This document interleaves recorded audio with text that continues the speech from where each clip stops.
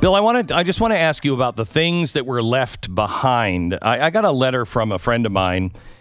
He said an M249 saw weighs 17 pounds. It cost $125 to ship a 17-pound package from the Middle East to the U.S.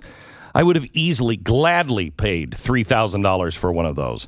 I also would have paid for an MRAP to be shipped over. I would have bought body armor, night vision, ammo. I would have gone off like Christmas morning at the opportunity. I would have taken some of the dogs. Why weren't salvage companies allowed to buy this equipment as they did in past wars, et cetera, et cetera?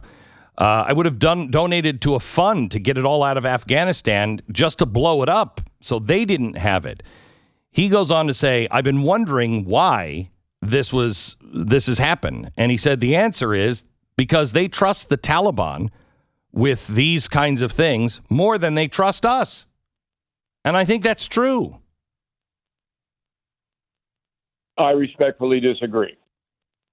So what happened there is that the United States armed the Afghan army under Ghani all over the country. I get that, and I agree with you. I want to just go on the part that I think is true is they would rather have those in the hands of the Taliban than in American hands here.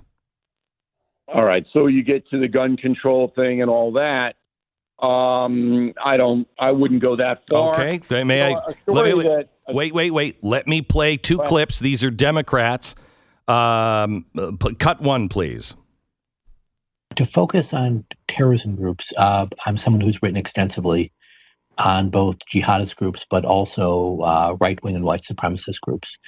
And in my mind, there's no question that today in the United States, the right-wing and white supremacist violence is a much greater risk. Part of that, as Mr. Kakko said, is that the United States has devoted a lot of resources to fighting jihadist terrorism overseas and done so very successfully. And the people at the CIA and the NSA and other places have helped keep us safe. I strongly agree with that. But we were very late to the game as the right-wing threat started to surge. Cut two, please. Here they are. I agree with your assessment and those of my colleagues who have spoken already. There's little doubt that the domestic terrorist threat from white nationalist and right-wing extremist groups is greater than the jihadist threat today. Stop. Such a joke. Who are those idiots? Hang on just a second. That was the former National Intelligence Council chair for President Obama. Oh, my God. And the Brookings Institute, Daniel Byman. It's just unbelievable. I just finished writing a book called Killing the Killers, The Secret War on Terrorism. It's when you see the book, and I'll send you an early copy, it's not even in the same universe.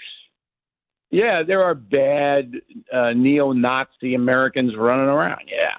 But there are very few of them. I mean, the jihadists are causing death and destruction all over the world, not just in the United States.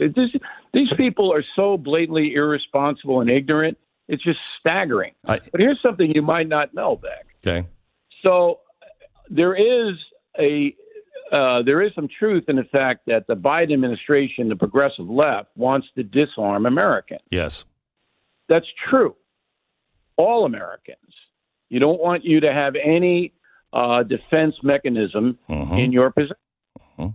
So very quietly, unreported in most precincts, Biden slapped a sanction on Putin because of so-called election interference that says Russia is not allowed to ship ammunition of any kind into the United States. Did you know that? I did know that. I mean, I'm glad I've bought Russian ammunition before. It sucks beyond belief. Okay, so that's a big deal.